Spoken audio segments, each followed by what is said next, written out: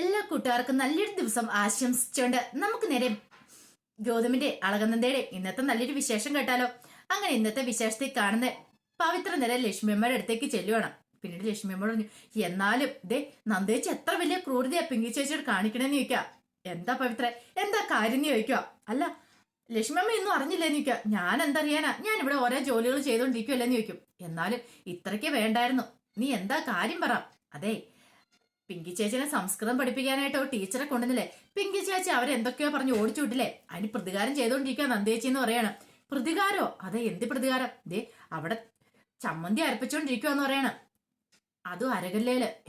അതാണ് ഇത്ര വലിയ പ്രതികാരം? അയ്യോ ഗർഭമൊക്കെ അലസിപ്പോയില്ല അങ്ങനെയൊക്കെ ചെയ്തിട്ടുണ്ടെങ്കിൽ. ആരാ പവിത്ര നിന്നോട് ഈ കാര്യങ്ങളൊക്കെ പറഞ്ഞ് ചമ്മന്തി അരച്ചാൽ ഗർഭം അലസിപ്പോന്നു? പണ്ടുള്ള കാരണന്മാരൊക്കെ നെല്ല് കുത്തുമായിരുന്നു, ഇതുപോലെ എല്ലാ പണികളും ചെയ്യുമായിരുന്നു. എന്നിട്ട് അവർക്കൊന്നും ഒരു ഗർഭം അലസി പോയിട്ടില്ല. അവർക്കെല്ലാം 10ഉം 11ഉം മക്കളും ഉണ്ടായിരുന്നു. പിന്നെ ഇപ്പോഴാണോ എത്ര പുത്തിരിന്ന് ചോദിക്കുക. അപ്പൊ അങ്ങനെയൊന്നും സംഭവിക്കില്ലേന്ന് ചോദിക്കാം. പോടി മണ്ടി എവിടുന്ന്, അങ്ങനെയൊന്നും സംഭവിക്കില്ല. അങ്ങനെയൊക്കെ ദേഹം അനങ്ങി പണി ചെയ്യണം ഗർഭിണികളായ സ്ത്രീകളെന്ന് പറയണം. അല്ലാതെ അങ്ങനെ ചെയ്തെന്നോർത്ത് ഒന്നും സംഭവിക്കാനൊന്നും പോകുന്നില്ല. നീ നിന്റെ പണി പോയി ചെയ്യാൻ പറയണം. അങ്ങനെ പവിത്രനെ അവിടുന്ന് അങ്ങോട്ട് ഓടിച്ചു വിടുവാണ്. ഈ സമയം പിങ്കി ചമ്മന്തി അരച്ചോണ്ടിരിക്കുക അരകലയില്. അങ്ങനെ ചമ്മന്തിയൊക്കെ അരച്ചുരുട്ടി വെച്ചു. ഈ സമയം നന്ദ പറഞ്ഞു, കൊള്ളാം മിടുക്കി, നന്നായിട്ട് അരച്ചിട്ടുണ്ട്. ഞാൻ തന്നെ മുളകും തേങ്ങയും എല്ലാം ഉപയോഗിച്ച് നല്ല സൂപ്പറായിട്ട് ചമ്മന്തി അരച്ചു. നീ എനിക്ക് ആ ചമ്മന്തി ഇങ്ങ് തന്നാ മതി, എന്താണ് നല്ല രുചി ഉണ്ടായിരിക്കും എന്ന് പറയാണ്. ഇത് കേട്ട് കഴിഞ്ഞപ്പം പിങ്കി ഇങ്ങനെ നോക്കി. പിന്നീട് നന്ദ പറഞ്ഞതേ, ഇപ്പൊ നീ എനിക്ക് ചമ്മന്തി അരച്ചു തന്നല്ലോ, ഇതുപോലെ തന്നെ നീ എനിക്ക് എന്റെ കുഞ്ഞിനെ ഇങ്ങോട്ട് വന്നേക്കണം, പറഞ്ഞു കേട്ടല്ലോ എന്ന് പറയാ. ഇത് കേട്ടപ്പോ പിങ്കി പറഞ്ഞു, അതേ ഞാൻ ചമ്മന്തിയാണ് നിനക്ക് തന്നില്ലല്ലോ നന്ദാ. നീ തന്ന മുളകും ഇതൊക്കെ തന്നെ സംഭവിച്ചു. പക്ഷെ എന്നാലും തേങ്ങയും മുളകും കൊണ്ട് ഞാനല്ലേ ചമ്മന്തി അരച്ചേ, അപ്പൊ ആ ചമ്മന്തി എനിക്ക് സ്വന്തമല്ലേ. അപ്പൊ അതുപോലെ തന്നെയാണ് നീ തന്നെ ഇതാ കുഞ്ഞാണ് എന്റെ വയറ്റിൽ കിടക്കുന്നത്, പക്ഷെ എങ്കിലും ആ കുഞ്ഞ് എന്റെ സ്വന്തമാണ്, എന്റെ വയറ്റിൽ വളരുന്ന കുഞ്ഞല്ലേ എന്ന് ചോദിക്കുകയാണ്. ഇത് കേട്ടത് നന്ദി ഒരു നിമിഷം ഒന്ന് ഞെട്ടി. ഇപ്പം മനസ്സിലായില്ലേ ഈ പിങ്കി ആരാന്നുള്ള കാര്യം? നീ എന്താ വിചാരിച്ചേ, ചമ്മന്തി ഇപ്പൊ കിട്ടുമെന്ന് പറഞ്ഞ് നോക്കിയിരിക്കുവായിരുന്നല്ലേ?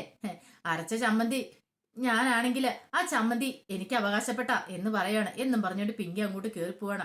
നന്ദയ്ക്ക് വല്ലാത്തൊരു ഷോക്കായിപ്പോയി. നന്ദ ഇങ്ങനെ ഒന്നും മിണ്ടാതെ ഇങ്ങനെ നിൽക്കുവാണ്.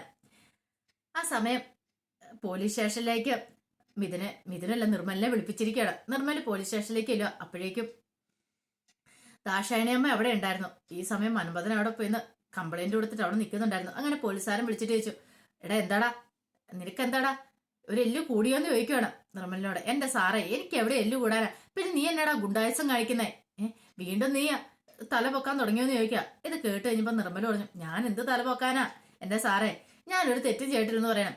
തെറ്റ് ചെയ്യാഞ്ഞിട്ടാണോടാ നീ മന്മഥനെ അടിച്ചെന്ന് പറഞ്ഞ? അത് അയാളുടെ കയ്യിലിരിപ്പോണ്ടാന്ന് പറയണം. ഇയാളുടെ കയ്യിലിരിപ്പോ? ഇതിന് ഇയാൾ എന്ത് തെറ്റാ ചെയ്തതെന്ന് ചോദിക്കാം. ഈ സമയം ദാക്ഷാണിയം പറഞ്ഞു, എന്റെ പൊന്ന് സാറേ, ഞാൻ ആടിനെ നോക്കിയും അങ്ങനെ പശു വളർത്തിയൊക്കെ കുറച്ച് പൈസ ഉണ്ടാക്കിയത് 50,000 രൂപ. അത് ഇവൻ കൊണ്ട തിന്നിട്ട് 4 വർഷമായി. ഇതുവരെയായിട്ടും പൈസ ഇല്ല, പലിശ ഇല്ല സാറേ. ഞാൻ എത്ര കഷ്ടപ്പെട്ടുണ്ടാക്കിയ പൈസയാണെന്നറിയോ സാറേ? എങ്ങനെയെങ്കിലും കനിവുണ്ടായിട്ട് ആ പൈസ ഒന്ന് മേടിച്ചു തരണം. അതിന് വേണ്ടിയിട്ട് നിർമ്മല എന്നെ സഹായിക്കുകയോ ചെയ്തേ. അത് ചോദിക്കാൻ ചെന്ന് കഴിയുമ്പത്തേന് ഇവൻ ചീത്ത പറഞ്ഞു, അതുകൊണ്ടാന്ന് പറയണം. എടാ നിന്നെ ഗുണ്ടായുസൊന്നും ഇവിടെ വേണ്ട, മര്യാദയ്ക്ക് ആ ബൈക്കും തിരിച്ചു കൊടുത്ത് ദേ ഇവനോട് സോറി പറ, എന്നിട്ട് നീ പോയാ മതിയെന്ന് നിർമ്മലിനോട് പറയാ. ഇത് കേട്ടത് നിർമ്മല പറഞ്ഞു, ഞാൻ ഇവനോട് സോറി പറയാനായിട്ടാ, അതിന് ഞാൻ വേറെ ജനിക്കണം സാറേന്ന് പറയണം. ഓഹോ, അപ്പൊ നീ അത്രയ്ക്ക് നിനക്ക് ഇതാണോ? അന്നന്ന് കണ്ടു തന്നെ കാര്യം, നിനക്ക് ഞാൻ ആരാണെന്ന് അറിയാലോ അല്ലേ? സാർ ആരാന്നൊക്കെ എനിക്ക് നന്നായിട്ട് അറിയാന്ന് പറയണം. അത് അറിഞ്ഞുകൊണ്ട് തന്നെയാ ഇവനോട് ഞാൻ സോറി പറയാനൊന്നും പോകുന്നില്ലെന്ന് പറയാം. അന്ന് നിന്നെ ശരിയാക്കൂന്ന് പറഞ്ഞോണ്ട് അങ്ങനെ നിർമ്മലിന്റെ കോളറിനോട് കയറി കുത്തിപ്പിടിക്കണം. പെട്ടെന്ന് നിർമ്മലോട്, സാറ് കാര്യം ചെയ്യാം, അതിനു മുമ്പ് സാറിന് ഞാൻ കാഴ്ച കാണിച്ചു തരാം, സാർ ഇങ്ങോട്ട് വരാൻ പറയണം. എന്ത് കാഴ്ച? അതൊക്കെ കാണിച്ചു തരാം സാറേ, സാറിന്തിനാ മടിക്കുന്നേ? ഇങ്ങോട്ട് വരാനും പറഞ്ഞോണ്ട് അയാളെ ഇങ്ങോട്ട് കൂട്ടിക്കൊണ്ട് പോവാണ്. അല്ല സാറ് സിനിമയൊക്കെ കണ്ടിട്ടുണ്ടോന്ന് ചോദിക്കുക. സിനിമയോ? താനും തന്നെ കളിയാക്കോണെന്ന് നിൽക്കും. അല്ല സാറേ, സാറ് സിനിമയിൽ അഭിനയിച്ചിട്ടുണ്ടോ? ഞാൻ സിനിമയിലൊന്നും അഭിനയിച്ചിട്ടില്ലെന്ന് പറയും. അങ്ങനെ പറയരുത്, സാർ സിനിമയിൽ അഭിനയിച്ചിട്ടുണ്ടല്ലോ, ഞാൻ കണ്ടല്ലോ എന്ന് പറയും. എന്ത് സിനിമ? ആഹാ, അപ്പൊ സാറിന് അറിയത്തില്ലേ? ആ ദുബായക്കാരൻ സുനിലിന്റെ ഭാര്യ ദമയന്തിയുമായിട്ട് സാർ ഒരു സിനിമയിൽ അഭിനയിച്ചില്ലായിരുന്നു ചോദിക്കും. സാർ ഇന്ന് കണ്ടു നോക്കിയെന്ന് പറയാണ്.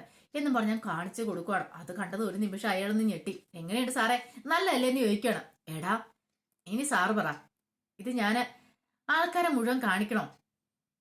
സാറിപ്പം എന്നെ പറഞ്ഞു വിടണോ, അതോ ഇനിയിപ്പൊ ഇത് മൊത്തം ഞാൻ ആൾക്കാരെ കാണിച്ച് സാറിന്റെ ഭാര്യയ്ക്കും കൊടുക്കണോന്ന് ചോദിക്കാണ്. ഇത് കേട്ട് കഴിഞ്ഞപ്പോ ഒരു നിമിഷം അയാളൊന്ന് ഞെട്ടി. അയ്യോ വേണ്ട വേണ്ട, ഇത് ആരെയും കാണിക്കണമെന്ന് പറയണം.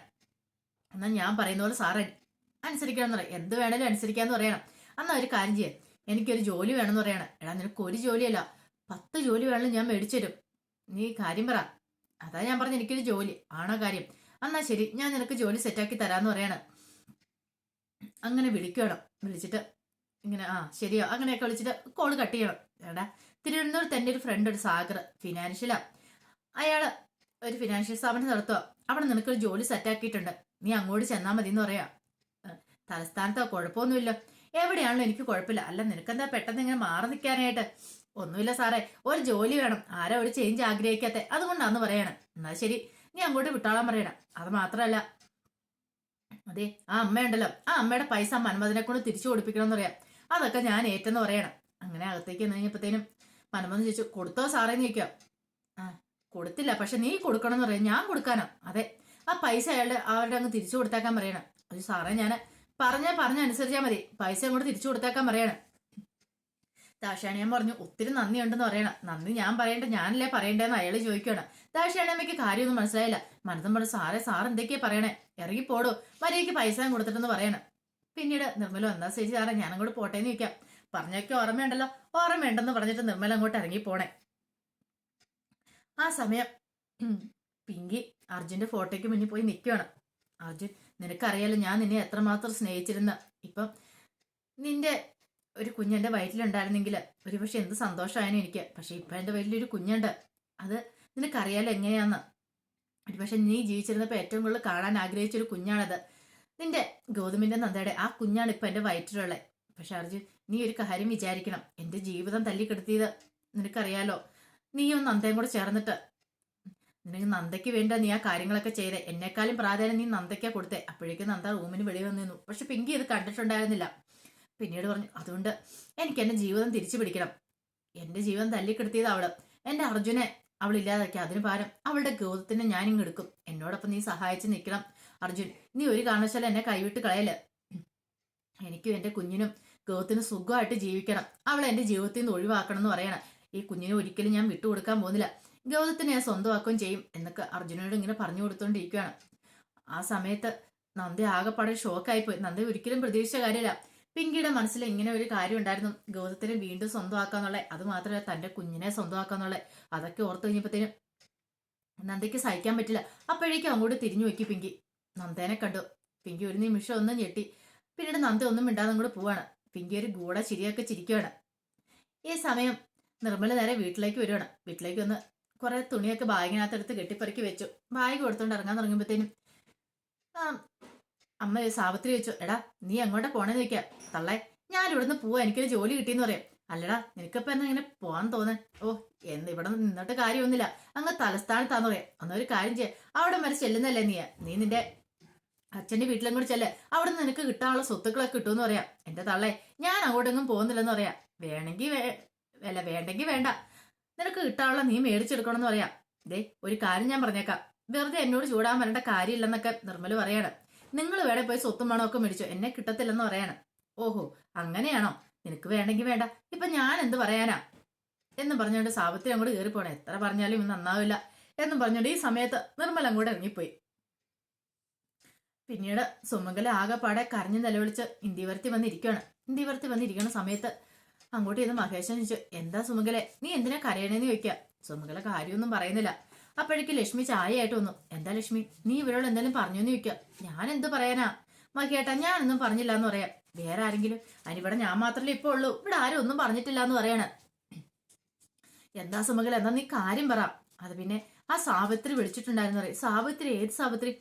അറിയില്ലേ, ബാലഗോപാലന്റെ രണ്ടാം ഭാര്യ. ഇപ്പം മനസ്സിലായെന്ന് പറയും. അവളെന്തിനാ വിളിച്ചേ? അത് പിന്നെ അവളുടെ മകന്റെ കാര്യം പറയാൻ വേണ്ടി. മകന്റെ കാര്യം? അതെ, അവർക്കൊരു മകനുണ്ട്. ആ മകന് അവകാശം കൊടുക്കണം, സ്വത്തുക്കളൊക്കെ കൊടുക്കണമെന്ന്. ഇത് കേട്ടത് ഒരു നിമിഷം മഹേശന് ഞെട്ടിപ്പോയി. ഓഹോ, അപ്പൊ ഇപ്പൊ അവകാശം പറഞ്ഞുകൊണ്ട് വന്നിരിക്കണം. അവർക്ക് നാണമില്ലെന്ന് ചോദിക്കണം. ദേ എല്ലാ രീതിയിലും നിന്നെ അയാളെ കൊണ്ട് കെട്ടിച്ച അയാൾ നല്ലവനാന്ന് ഓർത്തോണ്ടിരുന്നേ. പക്ഷെ അയാൾ ഇങ്ങനെ ചതിയനാന്ന് അറിഞ്ഞില്ലെന്ന് പറയാണ്. വേണ്ട, ഇനി ബാലേട്ടന് വെറുതെ വഴക്ക് പറയണ്ട. ബാലേട്ടൻ പാവമായിരുന്നു പറയണം. പാവം. എന്നിട്ട് അയാൾക്ക് ഒരു രണ്ടാം ഭാര്യ ഉണ്ടായിരുന്നേ. ഞാൻ കൂടുതലൊന്നും പറയുന്നില്ലെന്ന് പറയണം. അതെ വേണ്ട മഹിയേട്ടാ, ഒന്നും പറയണ്ടെന്ന് പറയാം. അവർക്ക് സ്വത്തല്ലേ വേണ്ടേ, അവർക്കൊരു മകനുണ്ടെന്നാ പറഞ്ഞേ. അതിനിപ്പോ എന്താ? ഒരു കാര്യം ചെയ്യാം, സ്വത്തുക്കൾ അവർക്ക് വേണമെങ്കിൽ എന്താ വെള്ളം കൊടുത്തേരെ, സ്വത്തോ പണോ എന്ത് വെള്ളം കൂടി കൊടുത്തേക്കാൻ പറയാണ്. ഇത് കേട്ടുകഴിഞ്ഞപ്പോ എന്ത് ചെയ്യണമെന്ന് അറിയില്ല, സുങ്കലിരിക്കുക. അപ്പൊ അതിന്റെ വിശേഷങ്ങളൊക്കെയാണ് നമ്മളിന്ന് കണ്ടേ. ഇതിന്റെ ബാക്കി വിശേഷങ്ങളുമായിട്ട് വൈകുന്നേരത്തെ പ്രമോയി വരട്ടോ. ഒരിക്കൽ കൂടി എല്ലാവർക്കും നല്ലൊരു ദിവസം ആശംസിച്ചു നിർത്തുന്നു. നന്ദി.